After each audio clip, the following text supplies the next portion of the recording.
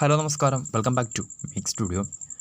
T20 പരമ്പര വിജയത്തിന് ശേഷം ടീം ഇന്ത്യ ഇംഗ്ലണ്ടിനെതിരെ ഏകദിന പരമ്പരയ്ക്ക് തുടക്കം കുറിക്കാൻ പോവുകയാണ്. നാഗ്പൂരിൽ നാളെയാണ് ഒന്നാം ഏകദിനം നടക്കാൻ പോകുന്നത്. ചാമ്പ്യൻസ് ട്രോഫിക്കുള്ള ഒരു അവസാനവട്ട മുന്നൊരുക്കം എന്ന് നമുക്ക് വിശേഷിപ്പിക്കാവുന്ന ഒരു സീരീസ് തന്നെയാണ് ഇംഗ്ലണ്ടിനെതിരായിട്ടുള്ള ഇന്ത്യയുടെ ഏകദിന സീരീസ്.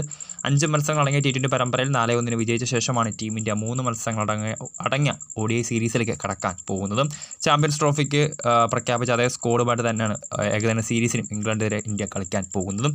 സോ ഇപ്പോഴത്തെ ഇന്ത്യക്കെതിരായിട്ടുള്ള ഒന്നാം ഏകദിന മത്സരത്തിൽ പ്ലേയിങ് 11 ഇംഗ്ലണ്ട് പ്രഖ്യാപിച്ചിരിക്കുകയാണ്. നമുക്കറിയാം, മത്സര തലേന്ന് തന്നെ തങ്ങളുടെ പ്ലേയിങ് 11 പ്രഖ്യാപിക്കുന്ന ഇംഗ്ലണ്ടിൻ്റെ ആ ഒരു ശൈലിയാണ്. സോ അതിപ്പോഴും അവർ തെറ്റിക്കുന്നില്ല. ഒന്നാം ഏകദിനത്തിലുള്ള ഇംഗ്ലണ്ടിൻ്റെ പ്ലേയിങ് 11 ഇപ്പോൾ ഒഫീഷ്യലായി തന്നെ പ്രഖ്യാപിച്ചിരിക്കുകയാണ്. ഒരു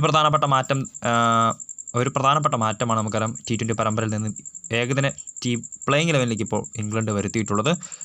അവരുടെ സ്റ്റാർ ബാറ്റർ ജോ റൂട്ട് തിരികെ ഏകദിന ഫോർമാറ്റിലേക്ക് മടങ്ങിയെത്തുന്ന ഒരു പോരാട്ടം തന്നെയാണ്. 2021 ഏകദിന വേൾഡ് കപ്പിന് ശേഷം ഒരു ഏകദിന സീരീസ് പോലും കളിക്കാത്ത ജോ റൂട്ട് ഇന്ത്യക്കെതിരായിട്ടുള്ള ഒന്നാം ഏകദിനത്തിൻ്റെ പ്ലേയിങ് 11ലേക്ക് തിരികെ എത്തിക്കുകയാണ്. സോ ഇതൊരു പ്രധാനപ്പെട്ട ഒരു മേജർ ചേഞ്ച് തന്നെയാണ് ഇംഗ്ലണ്ടിനെ സംബന്ധിച്ച്.